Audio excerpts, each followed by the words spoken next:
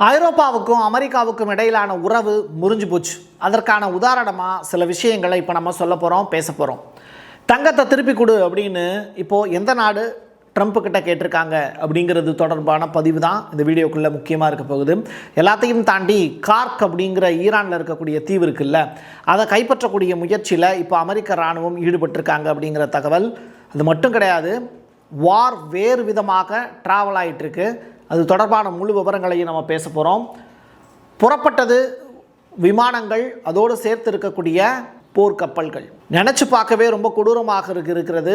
இன்றைக்கி இரவு என்ன நடக்க போகுதுன்னு இதை தாண்டி ஹியூமன் செயின் ஒன்று ஃபார்ம் பண்ணுறாங்க ஈரான். எதனால் இந்த வேலையை செய்கிறாங்க அப்படிங்கிறதையும் நம்ம பேச போகிறோம்.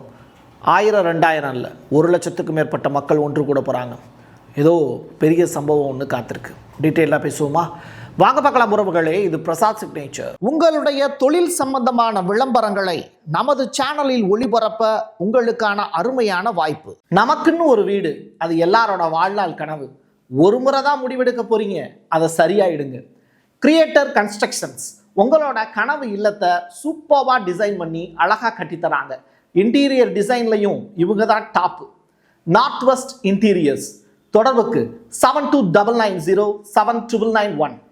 ஈரானை கைப்பற்றுறதுக்கு எனக்கு ஒரே ஒரு இரவு தான் தேவை, 1 நைட் போதும் எனக்கு அப்படின்னு சொல்கிறாரு ட்ரம்ப். அது என்ன மாதிரியான பிளானாக இருக்கலாம்?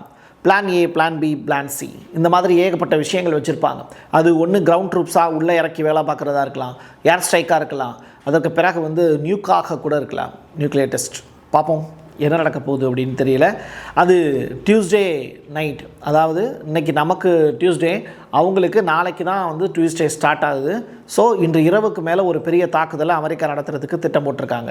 இஸ்ரேலிய இராணுவம் இப்போது பாரசீக மொழியில் தன்னுடைய எக்ஸ் பக்கத்தில் ஈரான் மக்களுக்கு ஒரு செய்தி கொடுத்துருக்காங்க. அதாவது ட்ரெயினை யாரும் பயன்படுத்தாதீங்க, நெக்ஸ்ட்டு 12 hours ரொம்ப முக்கியமானது. ஈரானில் இருக்கக்கூடிய உள்கட்டமைப்புகள் எல்லாத்தையும் உடைக்க போகிறோம். அந்த வகையில் ஈரான் போக்குவரத்துக்கு பயன்படுத்தக்கூடிய ட்ரெயின் மூவ்மெண்ட் இருக்குல்ல, அந்த இடங்களில் அடிபடும். அதனால் ட்ரெயின் ட்ராவலை மக்கள் தவிர்த்துருங்க அப்படின்னு சொல்கிறாங்க. இது போன வீடியோவில் நம்ம பார்த்துருப்பீங்க, நான் சொல்லியிருப்பேன். மறுபடியும் ஏன் இதை சொல்கிறேன் அப்படின்னா, இதை எக்ஸ் தளத்தில் மறுபடியும் இஸ்ரேல் பதிவு செஞ்சுருக்காங்க.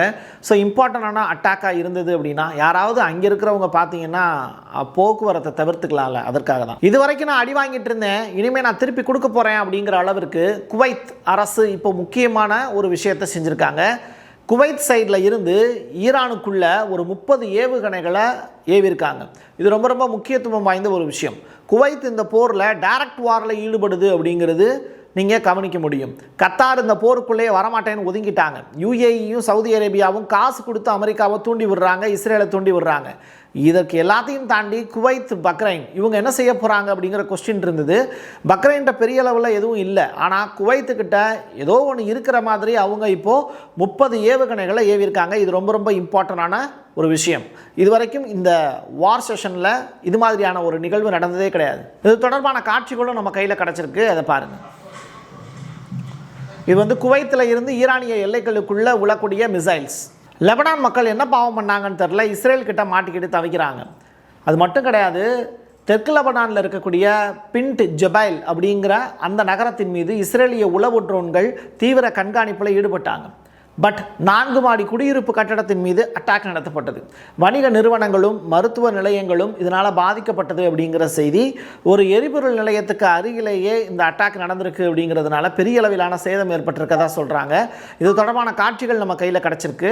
அதை பார்க்கும்போதே ரொம்ப கொடூரமாக இருக்குது. ரொம்ப மோசமான ஒரு அட்டாக்கை நடத்தியிருக்காங்க. அந்த ஒட்டுமொத்த பில்டிங்குமே டோட்டலாக டிஸ்ட்ராய் ஆகிடுச்சு. வடகொரியாவுக்கு என்னாச்சு? நாளாக அவர் வேறு மாதிரியான முடிவுகளை எடுப்பார் போல கிம் அவர்கள். இப்போ அமெரிக்காவின் பக்கம் சாய்ந்திருப்பதாக செய்திகள் வெளியாகுது. எதனால் இந்த முடிவு அப்படின்னு தெரியல. ரெண்டாவது, அமெரிக்காவை இதை கிளப்பி விடுறாங்களா அப்படிங்கிறது தெரியல. கிம் அந்த அளவுக்கு மோசமான ஒரு சுச்சுவேஷனில் மாட்டிக்கிட்டாரா அப்படிங்கிறதும் புரியல. கிம் சாங் உன் என்னை பற்றி நல்ல விஷயங்களை சொல்லியிருக்காரு. அதே கிம் சாங் உன் தான் ஜோ பைடனை மன வளர்ச்சி குன்றிய நபர்னு பேசியிருக்காரு. ஸோ ஜோ பைடனை அவர் கடுமையாக நடந்துக்கிட்டாரு, ஆனால் என்கிட்ட மென்மையான போக்கை தான் கையாளுறாரு. அதனால் கிம் சாங் உன்னை மறுபடியும் நான் தொடர்பு கொண்டு பேசுகிறதுக்கு திட்டமிட்டிருக்கேன். வடகொரியாவுடனான நட்புறவை நான் பேணி பாதுகாக்க விரும்புகிறேன். அது எவ்வளவு சிறப்பாக இருக்கும் தெரியுமா? ஆகா, உன்னோடு பழகிய நாட்கள் இருக்கிறதே மிகவும் இனிமையானது அப்படின்னு ட்ரம்ப் அவர்கள் பேசக்கூடிய மாதிரி தான் நமக்கு கற்பனை செய்ய தோணுது. புதுப்பேட்டை படத்தில் தனுஷ் வந்து மூர்த்தியை கொலை செஞ்சுட்டு கடைசியாக ஒரு டைலாக் சொல்லுவார், அன்பு மூர்த்தி உன்னுடன் பழகிய நாட்கள் இருக்கிறதே அது எவ்வளவு இனிமையானது அப்படின்னு சொல்லுவார். கொண்டதே வந்தேன், ஆனால் வந்து டைலாக் வந்து அப்படி சொல்லியிருப்பாப்புல கட்சி மேடையில். அது மாதிரி அரசியல் களத்தில் யார் வேணாலும் யாருக்குனாலும் நட்பாக மாறலாம். அதுவும் கிம்சாங் உன்னும் ட்ரம்ப்பினுடைய சந்திப்பு அப்படிங்கிறது விரைவில் கூட நடக்கலாம் அப்படின்னு பேச்சுவார்த்தையில் இப்போ ஈடுபட்டுக்கிட்டு இருக்காங்களா அமெரிக்கா. ஒருவேளை ஈரானுக்கு ஆதரவாக வடகொரியா போயிருங்கிறதுனால இப்படி ஒரு தூதோ? இது தொடர்பாக ட்ரம்ப் பேசியிருக்கக்கூடிய வார்த்தைகளை கவனிங்க. Kim Jong-un, who I get along with very well, as you know. You notice he said very nice things about me. He used to call Joe Biden a mentally retarded person, okay? So don't tell me about your stuff. Joe Biden, he said he's a mentally retarded person. He was so nasty to Joe Biden, it was terrible. But to me, he likes Trump. சந்தான செல்வம் ராமநாதபுரம் மாவட்டத்தை சேர்ந்தவர், இறந்து போயிட்டார் குவைத்தில். காரணம் என்ன அப்படின்னா, air defence system மீது Iran நடத்திய தாக்குதல். அதில் வந்து அந்த டிஃபென்ஸ் சிஸ்டத்தில் இருக்கக்கூடிய ஒரு பொருள் வந்து இவர் மேலே விழுந்தது, இறந்து போயிட்டார். அதற்கு பிறகு அவருடைய உடல் வந்து கொண்டு வரப்பட்டது இந்தியாவுக்கு. இப்போது அவர் வேலை பார்த்தா அல்திக்கா ஃபுட் குரூப் அப்படிங்கிற அந்த நிறுவனம், அவங்க இந்த சந்தான செல்வம் அப்படிங்கிற நபருக்கு கொடுக்க வேண்டிய ஊதியம் அடுத்து நெக்ஸ்ட் இயர் 1 இயருக்கு அவர் வேலை பார்த்தா எவ்வளவு சம்பளம் கொடுக்கணுமோ அதை நாங்கள் அவங்களுடைய குடும்பத்துக்கு கொடுக்கறதுக்கான வேலையை செய்ய போகிறோம் அப்படின்னு சொல்லியிருக்காங்க. இது தொடர்பாக அதிகாரிகள்கிட்டையும் பேச்சுவார்த்தையில் ஈடுபட்டிருக்காங்களாம், இந்தியன் எம்பசிட்டையும் பேசியிருக்காங்களாம். ஸோ தாராளமாக நீங்கள் செய்யலாம் அப்படிங்கிறதையும் இந்தியன் எம்பசி சைட்லேருந்து சொல்லியிருக்காங்க. கூடிய விரைவில் அவங்க கொடுக்கக்கூடிய பணம் அந்த குடும்பத்துக்கு போய் சேர்ந்தால் மகிழ்ச்சியே. அமெரிக்கா இப்போ ஒரு முக்கியமான ஸ்டேட்மெண்ட்டை எடுத்திருக்காங்க. ஐரோப்பாவோட எங்களுக்கு எந்த உறவு வேண்டாம், நேட்டோ அப்படிங்கிற விஷயத்தை அது கலைச்சா என்ன கலைக்காட்டி என்ன, அது முடிஞ்சு போச்சு அப்படிங்கிற அளவுக்கான ஒரு முடிவுக்கு வந்திருக்காங்க. அது மட்டும் இல்லை, ஐரோப்பாவில் இருக்கக்கூடிய 1,00,000க்கும் மேற்பட்ட அமெரிக்க படைகளை மறுபடியும் நாங்கள் திருப்பி எடுத்துக்கிறோம் அப்படிங்கிற ஸ்டேட்மெண்ட்டுக்கு இப்போ வந்திருக்காங்க. இது ரொம்ப ரொம்ப பெரிய அளவிலான மூமெண்ட்டு.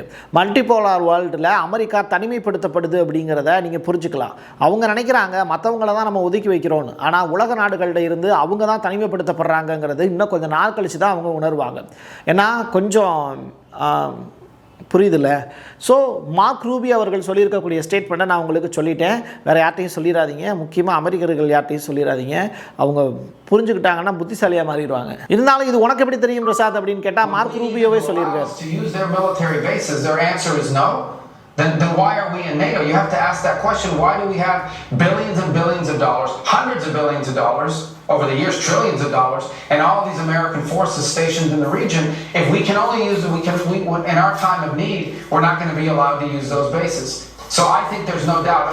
மக்களுக்குள்ளேயே ஏகப்பட்ட கோபம் இருக்குது, அதுவும் இஸ்ரேலியர்கள் மீதும் அங்கே இருக்கக்கூடிய ஐடிஎஃப் படையினர் மீதும். அப்போ அந்த கோபத்தை எப்படி காட்டுறாங்க அப்படின்னா, வெவ்வேறு நாடுகளில் இருக்கக்கூடிய பாலஸ்தீனியர்கள், ஈரானியர்கள் இவங்கெல்லாம் சேர்ந்து என்ன பண்ணுறாங்கன்னா, அங்கங்கே இருக்கக்கூடிய இஸ்ரேலிய தூதரகங்கள் மீது தாக்குதல் நடத்துகிறாங்க. அந்த வகையில் இஸ்தான்புல்லில் இருக்கக்கூடிய இஸ்ரேலிய தூதரகத்துக்கு வெளியில் துப்பாக்கிச்சூடு நடந்திருக்கு. இந்த துப்பாக்கிச்சூடு நடத்துனது யாருன்னு தெரியல, ஆனால் அந்த நடத்தினதாக சொல்லப்படக்கூடிய அந்த 3 பேரை துருக்கிய காவல்துறை சுட்டு வீழ்த்தியிருக்காங்க, கொல்லப்பட்டிருக்காங்க அப்படிங்கிற தகவல். ஸோ தொடர்ச்சி இதில் துருக்கிய காவல் படைக்கும் சில காயங்கள் ஏற்பட்டிருக்கிறதா தகவல் கிடைச்சிருக்கு. இப்படியே இந்த போர் போயிட்டே இருந்ததுன்னா, டியூஸ்டேன்னு சொல்லி பயமுறுத்திக்கிட்டே இருந்தீங்கன்னா, அடுத்ததாக இது அணு ஆயுத போராக மாறும். அமெரிக்காவினுடைய தோல்வி உறுதி செய்யப்படுது அப்படின்னா அது நிச்சயமாக கடைசியாக அமெரிக்கா எடுக்கக்கூடிய ஆயுதம் அணு ஆயுதமாகத்தான் இருக்கும் அப்படின்னு இப்போது இத்தாலியினுடைய பாதுகாப்புத்துறை அமைச்சர் மிக முக்கியமான ஸ்டேட்மெண்ட் ஒன்று வேர்ல்டுக்கு ஷேர் பண்ணியிருக்காரு. 1945ஆம் ஆண்டில் நடந்ததுன்னு யோசிச்சு பாருங்க. ஜப்பான் மீது அமெரிக்கா நடத்திய அணுகுண்டு தாக்குதல் நடத்தினதுக்கு பிறகு தான் வேர்ல்டு வார் முடிவடைஞ்சுது. அது மாதிரியான ஒரு சுச்சுவேஷனை ஈரான் மேலே அமெரிக்கா நிகழ்த்துவதற்கான வாய்ப்பும் இருக்குது அப்படின்னு சொல்கிறாரு. பெட்ரோ டாலருக்கு முடிவு கட்டுறதுக்கு இப்போ ஐரோப்பா முடிவு பண்ணுது. அதில் மிக முக்கியமான கண்ட்ரி ஃப்ரான்ஸ் என்ன பண்ணுறாங்க, இந்த போரில் ஈடுபடாமல் அப்படியே விலகுறாங்க. ரெண்டாவது ஃபியூச்சரை பற்றியும் யோசிக்கிறாங்க. அமெரிக்காவில் இருக்கக்கூடிய நம்முடைய தங்கத்தை பூரா மறுபடியும் எடுத்துக்கணும் அப்படிங்கிற பெரிய முடிவுக்கு வர்றாங்க. அந்த வகையில் நியூயார்க்கில் இருக்கக்கூடிய ஃபெடரல் ரிசர்வ் பேங்க்கில் இருந்து தன்னுடைய அனைத்து தங்க இருப்புகளையுமே ஃப்ரான்ஸ் அதிகாரப்பூர்வமாக திருப்பி வாங்கிக்கிச்சு. இது ரொம்ப ரொம்ப பெரிய அளவிலான மூமெண்ட்டாக பார்க்கப்படுது. இந்த வீடியோங்கிறது நீங்கள் தொடர்ச்சியாக 2 முறை போட்டு கேட்டிங்கன்னா கூட உங்களுக்கு நிறையா விஷயங்கள் புலப்படும். அந்த வகையில் ஏகப்பட்ட இன்ஃபர்மேஷன் இருக்கக்கூடிய வீடியோ இது. நியூயார்க்கில் வைக்கப்பட்டிருந்த 129 டன்னு ஃப்ரெஞ்சு தங்கத்தை இப்போ மேக்ரான் அமைதியான முறையில் அதை வெளியில் எடுக்கிறார். ஸோ ஐரோப்பாவில் அதை இன்வெஸ்ட் பண்ணுறதுக்கான வேலையை செய்கிறார். ஸோ நியூயார்க் சிட்டியிலேருந்து அதை எடுத்து டைரெக்டாக வேறு சில நாடுகளுக்கு அதை மூவ்மெண்ட்டாக கொடுக்குறாரு, பணத்தையும் திருப்பி வாங்கிக்கிறாரு. ஸோ பெட்ரோ டாலர் அப்படிங்கிற அந்த சகாப்தம் அப்படிங்கிறது முடிவடையுது. ஏற்கனவே இதை தொடங்கி வச்சது யாருன்னா சவுதி அரேபியா. எது நம்ம நடக்கக்கூடாதுன்னு நினச்சோமோ அது இப்போ நடக்க ஆரம்பிச்சிருக்கு. ஈரான் முழுவதும் இருக்கக்கூடிய ரயில்வே கட்டமைப்புகள் மீது இப்போ தாக்குதலை தொடங்கியிருக்காங்க இஸ்ரேல். அது மட்டும் இல்லை, பாலங்கள் மீதும் இஸ்ரேல் இப்போ அட்டாக்கை தொடங்கியிருக்கு. அது தொடர்பான விஷுவல்ஸ் நமக்கு கிடைக்கப்பட்டுக்கிட்டே இருக்குது. காக் தீவில் இருக்கக்கூடிய தற்காப்பு நிலைகள், டெம்பரவரியாக அவங்க ஏற்படுத்தி வச்சிருக்கக்கூடிய பாதுகாப்பு நிலையங்கள் மீதும் இப்போ அமெரிக்கா அட்டாக்கை நடத்த தொடங்கியிருக்காங்க அப்படிங்கிற தகவல். தொடர்ச்சியாக போர் விமானங்கள் மட்டுமல்ல, போர் கப்பல்களும் உள்ள போந்திருக்கு. இது மிகப்பெரிய அளவிலான பாதிப்பாக அடுத்த கட்டமாக ஏற்படுத்தும். அடுத்த 12 மணி நேரத்தில் இருந்து 24 மணி நேரத்துக்குள்ள உலகம் ரொம்ப தன்னுடைய கண்ணை திறந்து வச்சுக்கிட்டே இருக்கணும், என்ன நடந்துகிட்டு இருக்கு அப்படிங்கிறத தெரிஞ்சுக்கிறதுக்கு. அந்த வகையில் நாடு முழுவதும் வான்வெளி தாக்குதல் இப்போ ஈரானில் நடந்துகிட்டு இருக்குங்கிற லேட்டஸ்ட் அப்டேட் தான் கிடச்சிருக்கு. இது தொடர்பான கடைசி வீடியோ இது இப்போது ஈரான் சைட்லேருந்து கிடச்சிருக்கு. இது வந்து கார்க் தீவுக்கு பக்கத்தில் நடந்திருக்கக்கூடிய தாக்குதல் அப்படின்னு சொல்கிறாங்க. இது மாதிரி அடுத்தடுத்து ஈரான், இஸ்ரேல், அமெரிக்கா தொடர்பான போர் செய்திகளை நீங்கள் தெரிஞ்சுக்கிறதுக்கு புதியதொரு பிளாட்ஃபார்மை நான் அப்டேட் பண்ணியிருக்கேன். அது சமத்துவம் சிக்னேச்சர் அப்படிங்கிறது தான் நம்முடைய புதிய யூடியூப் சேனல். அதில் அடுத்ததாக இரவு 7 மணிக்கு மேலே புதியதொரு அப்டேட் வந்து வெளியாகும். இனிமேல் இரவு நேரத்தில் சமத்துவம் சிக்னேச்சர் பாருங்கள், ஏகப்பட்ட இன்ஃபர்மேஷன் அதுக்குள்ளே இருக்கும். தொடர்ச்சியாக அந்த சேனலுக்கும் நீங்கள் சப்போர்ட் பண்ணுவீங்க அப்படிங்கிற நம்பிக்கை எனக்கு இருக்குது. அதனால தான் அந்த புதிய சேனலும் ஆரம்பிச்சிருக்கோம். பிரசாத் சிக்னேச்சரையும் தொடர்ந்து பாருங்கள். என் கையெழுத்து என் மக்களுக்கான உறவுகளே, மீண்டும் ஒரு பதிவில் சந்திக்கலாம். நன்றி, வணக்கம். உங்களுடைய தொழில் சம்பந்தமான விளம்பரங்களை நமது சேனலில் ஒளிபரப்ப உங்களுக்கான அருமையான வாய்ப்பு. நமக்குன்னு ஒரு வீடு, அது எல்லாரோட வாழ்நாள் கனவு. ஒரு முறை தான் முடிவெடுக்க போறீங்க, அதை சரியாயிடுங்க. கிரியேட்டர் கன்ஸ்ட்ரக்ஷன்ஸ் உங்களோட கனவு இல்லத்தை சூப்பராக டிசைன் பண்ணி அழகாக கட்டித்தராங்க. இன்டீரியர் டிசைன்லையும் இவங்க தான் டாப். North west interiors. தொடர்புக்கு 7299079991.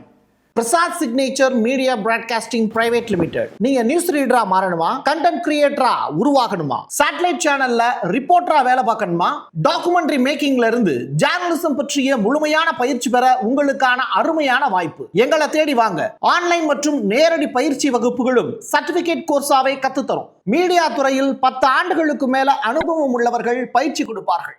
வாய்ஸ் ஓவர் தொடங்கி வாய்ஸ்லெஸ் பீப்புளுக்காக உங்களை சிறந்த ஜேர்னலிஸ்டா உருவாக்க வேண்டியது எங்களோட பொறுப்பு. ஸ்கூல்ஸ் அண்ட் காலேஜஸ்ல ஜூனியர் ஜேர்னலிஸ்ட்ங்கிற பேர்ல ஒர்க் ஷாப்பும் கண்டக்ட் பண்ணி கொடுக்கிறோம்.